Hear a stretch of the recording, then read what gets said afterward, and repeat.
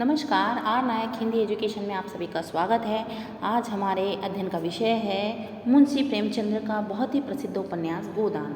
तो चलिए इसका हम अध्ययन करते हैं। अध्ययन करने से पहले मुंशी प्रेमचंद्र द्वारा थोड़ा सा उनका संक्षिप्त परिचय भी जान लेते हैं और इस गोदान उपन्यास के बारे में भी थोड़ी बहुत जानकारी हासिल कर लेते हैं।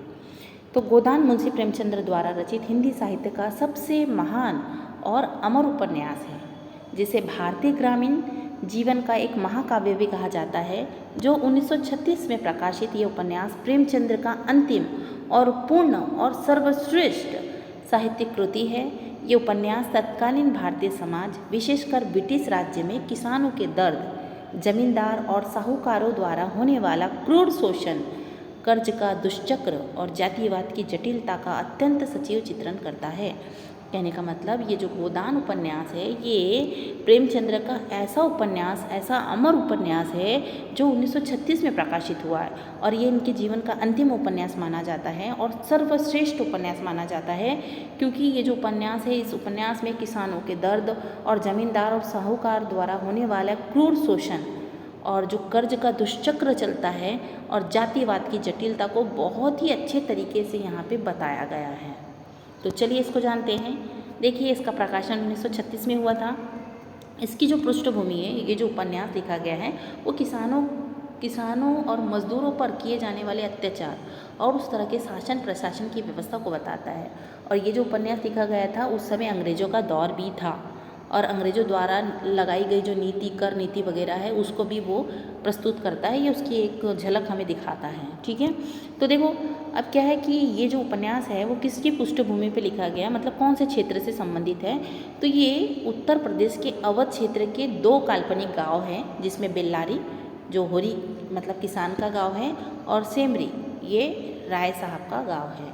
यानी इस उपन्यास में दो गाँव का वर्णन है और वो गांव जो है वो बेल्लारी है और सेमरी है। ठीक है, और ये कहाँ पे, अवध में। अवध कहाँ है, उत्तर प्रदेश में, और ये काल्पनिक है। ठीक है, अब देखिए, अब यहाँ पे दो कथा साथ पे चलती है। कहानी का दृश्य ऐसा ही कि मतलब एक किसान है, किसान के जीवन की कहानी चल रही है और एक शहरी नगर की कहानी चल रही है। ठीक है, तो ये उपन्यास की जो कहानी है वो साथ साथ चलती है। तो एक ग्रामीण कथा है, ये एक ग्रामीण कथा है जिसमें होरी है, धनिया है, और दूसरा शहरी कथा चल रही है। तो एक ग्रामीण कथा जिसमें होरी और धनिया की त्रासदी के बारे में बताया है और दूसरी शहरी कथा है जिसमें मिस मालती है, मेहता है और राय साहब जो आधुनिक जीवन का परियाचक माना जा सकता है। जिसे प्रेमचंद्र ने इन दोनों समांतर दुनिया के माध्यम से भारत की पूरी सामाजिक और आर्थिक व्यवस्था को बेनकाब किया है। मतलब ये जो उपन्यास है, इसमें दो स्टोरी चल रही है, एक शहरी और एक ग्रामीण। तो ग्रामीण में कौन है, वो होरी और दुनिया जो भी है वो, और दूसरा जो है वो राय साहब है और मालती है, मेहता है, वो चल रहा है। तो ग्रामीण क्षेत्र में होरी और धनिया की कहानी है और दूसरे शहरी क्षेत्र में किसकी, मिस मालती, मेहता और राय साहब के आधुनिक जीवन का चित्रण है। ठीक है, अब देखिए, गोदान जो है मुख्य रूप से जो शीर्षक ही लिखा है कि गोदान, गौ का दान करना, और गौ जो होती है, गाय जो होती है, वो संपन्नता का प्रतीक होती है। यानी किसानों के लिए तो वही एक धन है जो दूध भी देती है और जो हर तरह से घर को चलाने में सबल होती है। तो कहने का तात्पर्य किसानों का जो सबसे बड़ा धन है वो गौ है, और गौ दान करना यानी अपने धन को ही किसी को दान करना, वो सबसे बड़े सौभाग्य की बात है। तो यहाँ पे देखिए, ये गौदान, और हमारे धार्मिक मान्यता के हिसाब से ये भी कहा जाता है कि हमें अपने जीवन में एक बार गौदान करना ही चाहिए और गौदान करने से मोक्ष की प्राप्ति होती है। तो यही धार्मिक कर्मकांड के कारण अब ये सब क्या क्या कांड होता है वो आप देखेंगे। ठीक है, तो देखिए, गाय या गोदान केवल एक धार्मिक कर्मकांड नहीं, बल्कि यह एक गरीब भारतीय किसान की जीवन भर की सबसे बड़ी आकांक्षा, सामाजिक प्रतिष्ठा और अंत में उसकी मौत का कारण बनने वाला भी प्रतीक है। यहाँ पे जो गोदान रखा है उपन्यास का नाम, तो ये गौदान केवल एक धार्मिक कर्मकांड ही नहीं है, ये एक गरीब किसान की जो जीवन भर की इच्छा रहती है कि उसके पास एक गाय होनी चाहिए। हाँ, और जो एक सामाजिक प्रतिष्ठा के रूप में भी, प्रतीक के रूप में मानी जाती है कि जिस किसान के पास गाय होती है उसको संपन्न माना जाता है। और हर एक किसान चाहेगा कि मेरे पास क्या हो, एक गाय हो, क्योंकि गाय क्या है, संपन्नता का प्रतीक है और सामाजिक प्रतिष्ठा का प्रतीक है। तो ऐसी ही इच्छा अपेक्षा कौन रखता है, होरी रखता है कि उसके पास भी एक गाय होनी चाहिए। देखिए अब ग्रामीण जीवन के बारे में बात करते हैं हम, तो उसमें प्रमुख जो नायक है वो होरी है। वह एक अत्यंत सीधा, ईमानदार और धर्मभीरू और मर्यादा वाला गरीब किसान है जो जीवन भर कर्ज और शोषण के जाल में क्या होता है, पिस जाता है। अब जो धनिया है वो होरी की पत्नी है। वह एक साहसी, स्वाभिमानी, निडर और यथार्थवादी स्त्री है। वह अन्याय के खिलाफ तुरंत आवाज़ उठाती है और होरी की रीढ़ की हड्डी मानी जाती है। मतलब जो धनिया है, होरी तो सीधा साधा ही व्यक्ति है, पर जो धनिया उसकी वाइफ है थोड़ी सी तेज है। वो कहीं पे भी कुछ भी गलत दिखता है तो उसके विरुद्ध तो आवाज़ उठाती ही है। तो कहने का मतलब जो होरी की रीढ़ की हड्डी धनिया मानी जाती है। अब गोबर जो है वो होरी और धनिया का इकलौता बेटा है। वो नई पीढ़ी का प्रतीक है जो पुरानी रूढ़ियों और शोषक व्यवस्था के आगे झुकने के बजाय विद्रोह करता है और शहर में भाग जाता है। मतलब ये होरी और धनिया का इकलौता बेटा जो रहता है वो गोबर रहता है, उसका नाम गोबर है। और वो क्या है कि पुरानी परंपरा रूढ़ी का विरोध करता है और इसके सामने वो झुकने वाला नहीं है और वो क्या करता है, शहर भाग जाता है, विद्रोह करता है। अब झुनिया जो है, झुनिया नाम की एक कैरेक्टर आया है, तो ये भोला एक अहीर, भोला नाम का जो किसान है उसकी विधवा बेटी है जो गोबर के बच्चे की माँ बनने वाली होती है। और धनिया समाज की परवाह किए बिना उसे अपने घर पे ही शरण दे देता है जब जैसे पता चलता है, अभी हम बताएंगे, ठीक है। तो इसमें क्या होता है कि देखो, गोबर है, गोबर किसका बेटा है, होरी और धनिया का बेटा है। और होरी जो है बहुत ही एक सीधा साधा ग्रामीण किसान है। धनिया जो है वो उससे थोड़ी सी तेज है उसकी वाइफ, जो कहीं पे भी गलत होता है तो उसको रोकती टोकती है। और उसका जो बेटा है गोबर, वो थोड़ा सा रूढ़िवादी विचारों के विरुद्ध आवाज़ उठाता है, थोड़ा सा आधुनिक है और वो इस विद्रोह का विरोध भी करता है और शहर में चले जाता है जहाँ पे इस तरह की रूढ़ी परंपरा नहीं होती है। पर क्या होता है कि वो झुनिया जो है वो भोला की बेटी है, विधवा बेटी है और उसके साथ में वो उसके गुप्त संबंध होते हैं और जिसके कारण वो उसके बच्चे की माँ भी बन जाती है। तो फिर जब बच्चे की माँ बन जाती है तो फिर क्या होता है कि पंचायत उस पर ब्लेम लगाती है, आरोप लगाती है। तब क्या होती है, जो होरी है और धनिया जो है उसको एक्सेप्ट कर लेती है और जो गोबर है वो गांव से शहर भाग जाता है। और समाज में बहुत विरोध भी होता है, पर जो होरी और धनिया है वो अपनी जो बहू है झुनिया को, उसको एक्सेप्ट कर लेती है। अब देखो, भोला, हीरा और शोभा, ये जो है ये ग्रामीण परिवेश के अन्य महत्वपूर्ण पात्र हैं। और जो हीरा और शोभा है वो हीरा का भाई है यहाँ पे, मतलब भोला। और शोभा जो है वो होरी का भाई रहता है, ठीक है। अब देखो दूसरा वर्ग कौन सा, ये ग्रामीण वर्ग की बात कर ली हमने। अब दूसरा वर्ग जो शोषक वर्ग है, तो उसमें दाता दीन है, दाता दीन पंडित है, झुंगरू सिंह पटवारी है और नोखे राम। ये लोग धर्म और नियम की आड़ पे होरी का क्या करते हैं, खून चूसते हैं। अब कैसे चूसते हैं वो बताएंगे हम, ठीक है। अब देखो, ये तो हमने गांव की बात कर ली है, अब शहर की बात करेंगे। तो शहर के क्षेत्र में मैंने पहले बताया कि कहानी दो हिस्से में चल रही है, एक ग्रामीण क्षेत्र में और एक शहरी क्षेत्र में। तो ग्रामीण पात्रों के बारे में हमने जानकारी प्राप्त कर ली। अब हम शहरी क्षेत्र के बारे में जानकारी प्राप्त करेंगे। उसमें राय साहब है, जो राय साहब अम्रपाल सिंह है, वो सेमरी के जमींदार है जो राष्ट्रवादी होने का नाटक करते हैं लेकिन अपनी प्रजा का शोषण करने के से बाज नहीं आते। मतलब यहाँ पे जो राय साहब है ना, अम्रपाल सिंह, वो सेमरी के जमींदार, ये सेमरी गाँव के क्या है, सेमरी गाँव के जमींदार होते हैं और जो राष्ट्रवादी होने का नाटक करते हैं। और वो क्या करते हैं, प्रजा का हित करने के बजाय प्रजा का ही शोषण करते हैं। प्रोफेसर मेहता, जो दर्शन शास्त्र का प्रोफेसर है, वे प्रेमचंद्र के अपने विचारों और आदर्शों का प्रतिनिधित्व पात्र है जो कथनी और करनी में समानता रखते हैं। मतलब प्रोफेसर मेहता जो है एक फिलोसोफर है और यहाँ पे जो प्रेमचंद्र अपने विचार जो रख रहे हैं उसका वो प्रतिनिधित्व करते हैं, यानी अच्छे व्यक्ति है। मिस मालती जो है, अब देखिए मिस मालती एक पात्र आया है, आधुनिक पश्चिमी रंग में रंगी हुई तितली जैसी चंचल लेडी डॉक्टर है जो बाद में मेहता के प्रभाव में आकर सेवाभावी और गंभीर महिला बन जाती है। मतलब ये जो मिस मालती है ये डॉक्टर है, आधुनिक विचारों वाली लड़की है और बाद में मेहता के प्रभाव में आकर क्या करती है, वो समाज सेवा में लग जाती है। गंभीर मतलब अच्छी लेडीज़ है, ठीक है, बाद में वो अच्छी भी बन जाती है, डॉक्टर रहती है, आधुनिक विचार रहते हैं और सेवा भाव में लग जाती है। यहाँ पे मिस्टर खन्ना है तो बैंक के मैनेजर और मिल मालिक है, ठीक है। अब देखिए कहानी किस तरह से शुरू होती है। हमने ये पात्रों का देख लिया, कौन सा गांव था वो भी देख लिया। कहानी दो हिस्से में चल रही है, एक शहर में एक ग्रामीण क्षेत्र में। तो मैंने ग्रामीण क्षेत्र के पात्रों को बताया, फिर शहरी क्षेत्र के पात्रों को बताया। अब इसकी संक्षिप्त कहानी किस तरह से है वो देखते हैं। तो देखिए, बेलारी गांव के किसान होरी के इर्द गिर्द ये पूरी कहानी घूमती है, जिसका जीवन एकमात्र जिसके जीवन का एकमात्र सपना है कि उसके पास एक पछिया गाय पालना है। उसके जीवन का एक ही उद्देश्य है कि उसके पास एक पछिया गाय होनी चाहिए, मतलब एक गाय होनी चाहिए। वह जैसे तैसे बोला अहिर से एक गाय उधार ले आता है और घर में गाय आने से होरी की खुशी का ठिकाना नहीं रहता। मतलब कहने का मतलब होरी का एक सपना रहता है कि उसके पास एक गाय होनी चाहिए। तो वो क्या करता है, भोला अहिर से एक गाय का बछड़ा ले लेता है, गाय लेकर आता है। और जब वो गाय लेकर आता है तो उसकी खुशी का ठिकाना नहीं रहता है और वो इतना खुश हो जाता है कि जैसे उसके घर में एक ब्रांडेड कार आ गई है, ऑडी कार आ गई, ऐसे उसकी खुशी का ठिकाना नहीं रहता।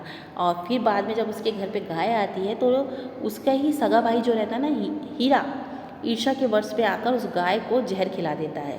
तो देखो, जो उसका जो दो सगे भाई रहते हैं, तो उसमें से जो हीरा नाम का जो भाई रहता है ना, वो उसके घर में गाय आई करके जलन करता है और उसको क्या करता है, रात को जहर दे देता है और पाप के डर से गाँव से बाहर भग जाता है। जिसके बाद होरी के जीवन में मुसीबतों का पहाड़ टूट पड़ता है। उसका बेटा गोबर भोला की विधवा बेटी झुनिया से प्रेम करता है और जब झुनिया गर्भवती हो जाती है तो गोबर बदनामी के डर से क्या करता है, शहर में भाग जाता है, लखनऊ भाग जाता है। होरी और धनिया समाज के कड़े विरोध के बावजूद भी झुनिया को अपनी बहू के रूप में स्वीकार कर लेते हैं। इस सदाचार के लिए गांव की पंचायत इन्हें दातादीन और झुगरी सिंह क्या करते हैं, होरी पे भारी जुर्माना और दंड यानी पंचों का जुर्माना लगा देता है। जुर्माना भरने और खेती बचाने के लिए होरी को अपनी ज़मीन गिरवी रखनी पड़ती है। वो कर्ज के ऐसे दुष्चक्र में फंस जाता है जिससे कभी बाहर ही निकल नहीं पाता है और अंत में अपनी बेटी की शादी और घर चलाने के लिए वो क्या करता, अपनी ज़मीन से भी उसको हाथ धोना पड़ता है और फिर वो क्या हो जाता है, एक अदना मजदूर बन जाता है। मतलब अपनी जो उसकी खेती है वो भी बिक जाती है, उसका घर भी बिक जाता है और वो सब बेचने के बाद भी उसका कर्ज नहीं मिट पाता है और वो एक मजदूर बन जाता है। और फिर अंत में क्या होता है, अंत में क्या हुआ है कि चिलचिलाती धूप में दिन रात पत्थर तोड़ने और मजदूरी के कारण होरी का पूरा शरीर टूट जाता है। एक दिन लू लगने से वह खेत में गिर पड़ जाता है और जब वह मरनासन यानी मरने की स्थिति में होता है तो पंडित दातादीन आकर धनिया से कहते हैं कि होरी की आत्मा की शांति के लिए गोदान करवा दो। बेसहारा और रोती हुई धनिया अपनी आंचल से 20 रुपये मात्र आना निकालती है और अपने पति के हाथ में रखकर उससे क्या करती है, गोदान कराती है और कहती है, महाराज घर में ना गाय है, ना बछिया है, ना पैसा है, यही इनका गोदान है। और इसके साथ ही होरी की आंखें हमेशा के लिए बंद हो जाती है। मतलब कहने का मतलब होरी जो है उसकी मृत्यु हो जाती है। और तो देखिए यहाँ पे मतलब कहने का मतलब ये बताया है कि किसान जो एक किसान होता है वो किसान अपने कर्ज को मिटाने के लिए घर परिवार और यहाँ तक खेत खलिहान सब बिक जाते हैं तो भी वो अपना कर्ज नहीं मिटा पाता है। और उसके बाद में भी जो साहूकार ज़मींदार है उसको रूढ़ी परंपरा के नाम पे, इसके नाम पे, उसके नाम पर तो लूटते जाते हैं पर धर्म के नाम पर भी इन्हें लूटा जाता है।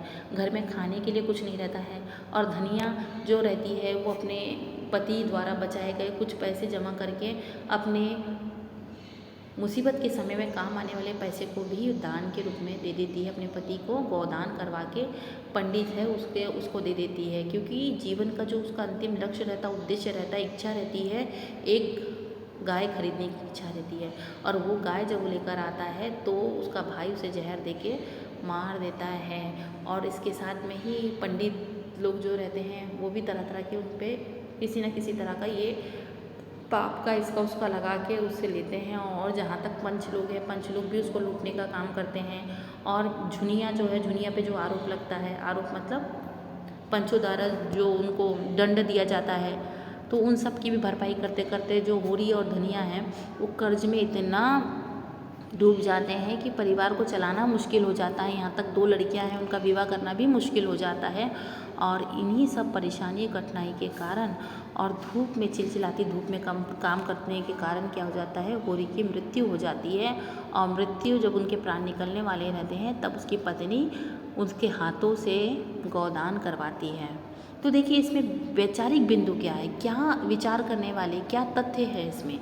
तो देखिए ऋण की समस्या, यानी गोदान उपन्यास दिखाता है कि कैसे एक बार कर लेने के बाद भारतीय किसान को भारतीय किसानों की जो पीढ़ियाँ है उस कर्ज को चुकाते चुकाते ही ख़त्म नहीं होती है ना। कि एक बार किसान कर्ज में फंस गया तो उसकी पीढ़ी दर पीढ़ी उस कर्ज को चुकाते ही जाती है, पर वो फिटता ही नहीं, यानी ऋण की सबसे बड़ी समस्या है। फिर धार्मिक पाखंड, देखो पंडित दाता दीन जैसे पात्र धर्म और पाप पुण्य का डर दिखाकर क्या करते हैं, गरीबों की गरीबी और लाचारी का फायदा उठाते हैं। तो इसमें ये भी दिखाया है कि धार्मिक पाखंड किस तरह से प्रबल है। फिर नारी चेतना, अब यहाँ पे देखो धनिया के रूप में प्रेमचंद्र ने एक अद्भुत नारी का चरित्र गढ़ा है जो पुरुष प्रधान समाज और पंचायत के हर गलत फैसले का डटकर सामना करती है। यहाँ पे पंचायत अलग अलग प्रकार के दंड का भुगतान करने के लिए कहती है, पर उस समय जो होरी रहता है वो चुपचाप रहता है, पर धनिया जो है उसके खिलाफ आवाज़ उठाती है, विद्रोह करती है। देखो अब ये और उसके आगे का कि आदर्शमुख यथार्थवाद से शुद्ध यथार्थवाद कैसे दिखता है इस उपन्यास में।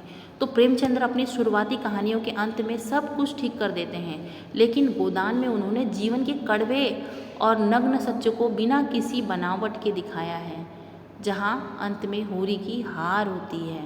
यानी यहाँ पे जीवन का जो कटु सत्य है, जो यथार्थ है, उसको दिखाने का प्रयत्न किया है यहाँ पर कि समाज किस तरह से गरीब व्यक्ति का शोषण कर रहा है और रूढ़ी परंपरा भी किस तरह से गरीब व्यक्ति का शोषण करता है। धार्मिक जो कर्मकांड है वो किस तरह से इंसानों को या गरीब मजदूरों को, किसानों को धर्म की आड़ में लूटते हैं, इन सब को दिखाने का प्रयत्न किया है। ये कटु यथार्थ है, ये जो कड़वा यथार्थ है वो हमारे सामने प्रेमचंद्र रखते हैं। अब देखिए प्रेमचंद्र को गोदान में भारतीय समाज के दो चेहरे को आमने सामने खड़ा किया है। एक तरफ बेलारी का ग्रामीण जीवन है तो दूसरी तरफ लखनऊ का शहरी जीवन है। इन दोनों दुनिया के बीच के अंतर केवल भूगोल का नहीं है बल्कि संस्कृति, नैतिकता और शोषण का भी है कि शहरों का जीवन किस तरह से और गांव का जीवन किस तरह से है। अब देखिए शोषण चक्र की बात करते हैं तो शोषण चक्र कैसा चलता है गांव में या ग्रामीण जीवन में या किसानों के जीवन में, मजदूरों के जीवन में। तो ग्रामीण जीवन शोषित है और शहरी जीवन शोषक है, यानी शोषक जो होता है वो ग्रामीण जीवन का शोषण करता है, क्योंकि वहाँ पे लोग अनपढ़ रहते हैं, अज्ञानी रहते हैं और धर्म का ज़्यादा चोला पहने रहते हैं, धर्म का अंधविश्वास ज़्यादा रहता है। इसीलिए जो शहरी लोग रहते हैं वो ग्रामीण लोगों को उल्लू बनाने का काम करते हैं, शोषण करने का काम करते हैं। गाँव के किसान होरी की गाड़ी कमाई शहर के मिल मालिक मिस्टर खन्ना बैंकों और अंग्रेजी राज के खजाने में जाती है। जमींदार राय साहब सेमरी गांव में रहते जरूर है, लेकिन उनका मन और स्वार्थ लखनऊ के शहरी ऐशो आराम से जुड़ा हुआ है ना। तो ये एक ऐसा शोषण का चक्र यहाँ पे बताया है। अब देखिए नैतिकता और मानवतावाद, अब यहाँ पे नैतिकता और मानववाद का दर्शन कैसे होता है। ग्रामीण जीवन अत्यधिक गरीब और रूढ़िवादिता से ग्रस्त है, फिर भी वहाँ मानवीय संवेदनाएं जिंदी है। यानी ग्रामीण जीवन में कितनी भी रूढ़ी परंपराएं, पर वहाँ पे मानवीय संवेदना मतलब इंसान को समझता है। जब दुनिया संकट में होती है तो खुद भूखे रहने वाले होरी और धनिया उसे आश्रय देते हैं। इसके विपरीत शहरी जीवन तड़क भड़क वाला है, लेकिन अंदर से खोखला और स्वार्थी है। वो रिश्ते मुनाफे और सामाजिक स्टेटस पर टिके होते हैं। तो ये देखिए नैतिकता और मानवता के दर्शन भी गाँव में अलग और शहर में अलग दिखाई देते हैं। अभी देखिए सामूहिकता बनाम व्यक्तिवाद, तो गांव में पंचायत और बिरादरी का कड़ा नियंत्रण होता है जो अक्सर शोषक बन जाता है, जबकि शहर में घोर व्यक्तिवादिता है। शहर जाकर गोबर अपनी जड़ों को भूल जाता है, वह केवल अपने फायदे के बारे में ही सोचता है। तो देखिए शहर में और गांव में किस तरह से डिफरेंट पाया जाता है कि गांव में पंचायत बिरादरी इन सब का महत्व रहता है और वो समाज के लोगों को नियंत्रण करने का काम करते हैं और उनके शोषक भी बन जाते हैं। पर वहीं शहर में निजी जीवन को महत्व दिया जाता है, कौन क्या कर रहा है उससे कोई लेना देना नहीं। तो यहाँ पे गोबर भी जब वो शहर जाता है तो अपनी निजी जड़ों को भूल ही जाता है, मतलब अपने माता पिता को, झुनिया को भूल जाता है, और बाद में आता है वो बात अलग है। अब देखो यहाँ पे मेहता और मालती के बीच में भी द्वंद्व है, मतलब ये शहरी क्षेत्र के लोग हैं। अब प्रोफेसर मेहता और मिस मालती का संबंध गोदान के शहरी कथा का केंद्र बिंदु है ना, कि मैंने बताया शहरी जीवन में अलग शहरी जीवन के बारे में अलग है और ग्रामीण जीवन के बारे में अलग है। पहले हमने ग्रामीण जीवन देखा, अब शहरी जीवन देखेंगे। तो शहरी जीवन में प्रोफेसर मेहता और मिस मालती के संबंध गोदान की शहरी कथा का केंद्र बिंदु है। इन दोनों के माध्यम से प्रेमचंद्र ने आधुनिकता, नारी स्वतंत्रता और जीवन के मूल्यों को एक गंभीर विमर्श प्रस्तुत किया है। तो आशा करते हैं कि आपको इतना पार्ट समझ में आया होगा। इसके बाद का जो पार्ट है हम नेक्स्ट पार्ट में देखेंगे। तो आशा करते हैं कि आपको समझ में आया हो। समझ में आया तो लाइक और सब्सक्राइब करें। धन्यवाद।